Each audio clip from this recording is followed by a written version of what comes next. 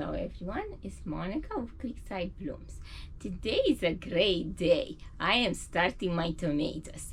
Tomatoes are one of my most favorite annuals to start from seed. And you know why? Because you can never fail. You can never fail growing a tomato. I'll show you what I got, which are my favorite types, and I also have a video about them, but I'm gonna go briefly about them. So first I have the beefsteak tomatoes. The beefsteak tomatoes are indeterminate tomatoes. That means that they keep growing as long as they have warm enough conditions for them to grow, and they make those gorgeous tomatoes, those big. So this one's that Sunset. I got it from Baker Creek. This one is Dr. Witch's Yellow. Kentucky beefsteak. Kellogg breakfast. And the most famous is Brandywine. So this one is the tomato that I first started to grow because I live in Canada and we have a short season. So it's called the subarctic planty, and it ripes in 40 to 50 days. Of the paste tomatoes, Amish paste and San Marzano. Those ones would be like meaty and very good for sauce. I have two types of cherry tomatoes. I have Juliet and Golden Nugget. Juliet is more like a grape tomato, but I like the look of it. It makes like those little branches, and they all ripe like on a little branch. They're so cute. And the last one is the Moneymaker. Moneymaker is a tomato that I learned that some tomatoes can grow really tall, and this tomato can grow 7 feet tall. So I don't let it grow as big, but still, I always thought that tomatoes grow 2 feet maximum, but this is a tall tomato. Now I will show you what I got for the mix, because for my tomatoes, the best they can get. So I got the Pro Mix. This is my most favorite to start the vegetables. This bag, usually that is the 112 liter bag, and it says that equals 428 liters. So I got this bag for $24. So now let's get started. Oh, in here I have some washed trays where I'm planning to put them. I don't know if I have enough, but at least it gets me started. So I put my soil here in the tub, and I brought some water and I pre-moisten it before I put it in my containers, and I'm looking for a consistency that is kind of like a wrung out sponge. I'm just thinking of all the places where I am going to put my tomatoes. I put them in my raised beds, the beefsteaks, and the cherry tomatoes. Last year I had them in containers, in decorative containers. I had them in grow bags with other flowers and things. I don't even know what I didn't have in those grow bags. I had dahlias, and one thing that you should always remember when you plant tomatoes is to plant marigolds with them, because tomatoes attract a caterpillar. It's a hornworm, and every time I planted tomatoes without planting the marigolds, And even in the same year, I had one place where I didn't have marigolds. This was the only place that I got the hornworm. So now I plant it every time, and I have really nice marigolds, buttercream, all kinds of colors. So I got my thing done, my soil. So that's how it looks like. Like it sticks together and it's moist.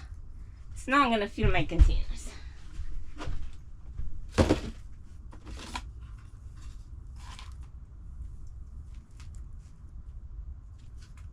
And I want to pot them a little bit, but not too hard. But you still want them to be a little bit firm so they don't sink.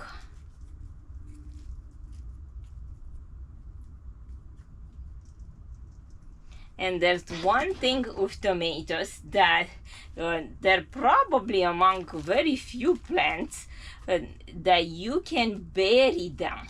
So that's my favorite thing to do with tomatoes that get leggy. That's what I used to do when I grew them inside the house.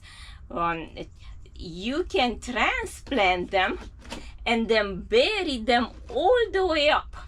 And then they're gonna start making roots on all their stem. Makes them even stronger and better. So like I said, you can't go wrong with them. They're such amazing plants. And then when you go to the grocery store, you're never gonna have so many varieties like I have.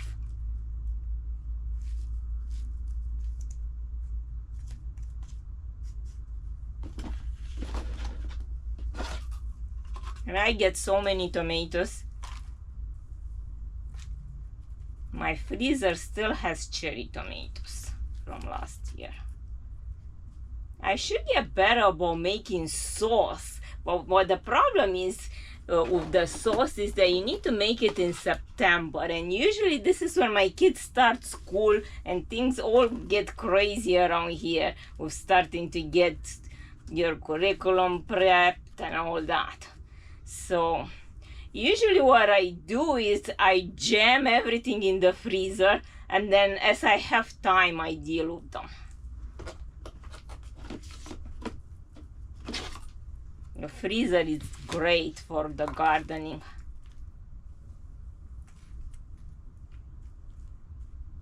I freeze strawberries, raspberries. I freeze zucchini. I grate the zucchini and then I freeze it like that, and then I make zucchini bread with it.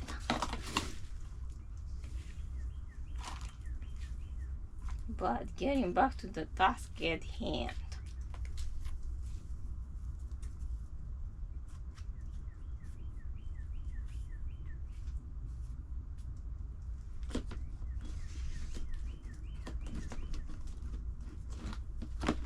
So I have one flat filled up. What I am gonna do is 2 seeds per container. And if both come up, then I'll transplant. So I am going to start with Dead Sunset. They need to be put 1/4 of an inch deep. This one I'm going to start is after which is yellow. I'm gonna put the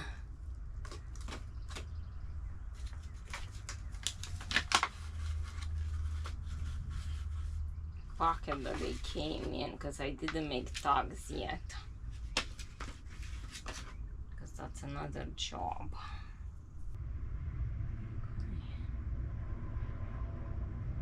Hold on.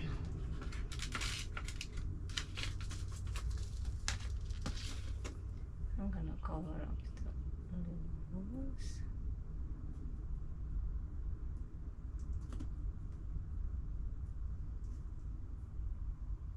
The soil's pretty moist right now, so I don't need to water them.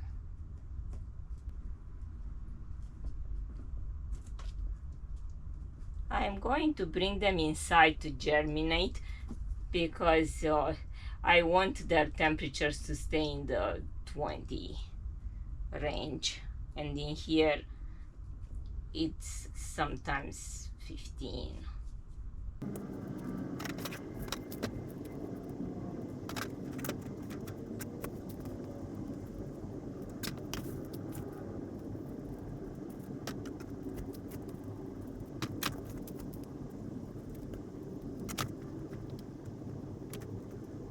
Kentucky beefsteak and Kellogg breakfast.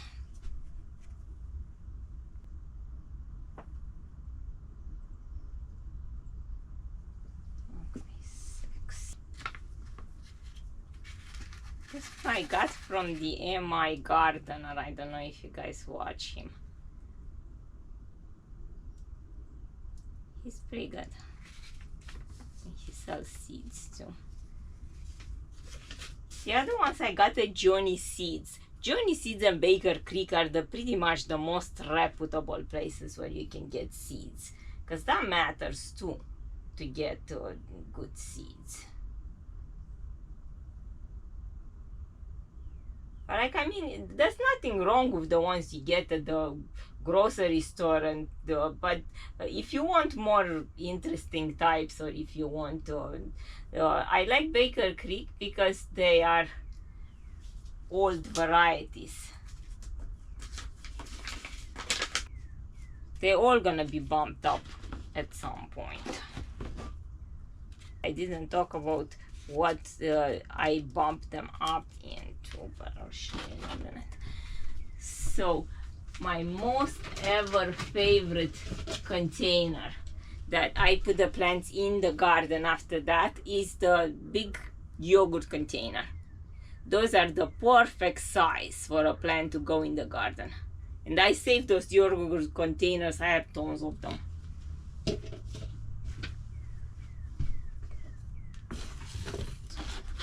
So I washed the containers, those are from last year, with hot water and bleach,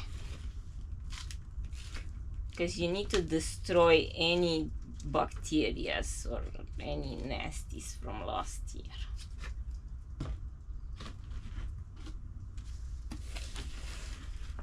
It's very important to wash your containers,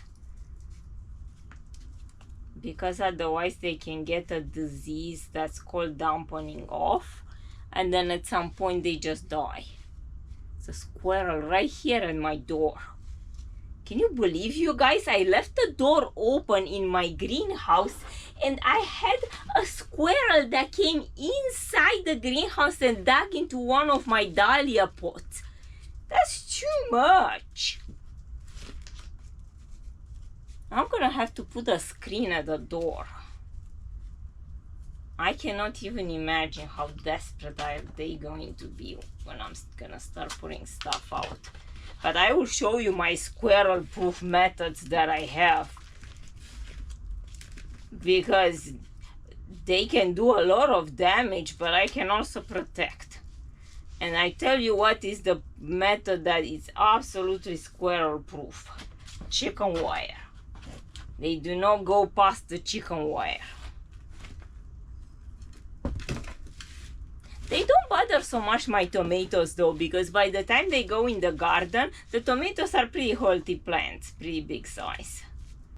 The brandy wine, if you look at the leaves of the brandy wine, this is the only one that has leaves that look different than the other ones. So my GoPro ran out of battery, but here they are inside. And thanks for watching, and I will see you in the next video. Bye!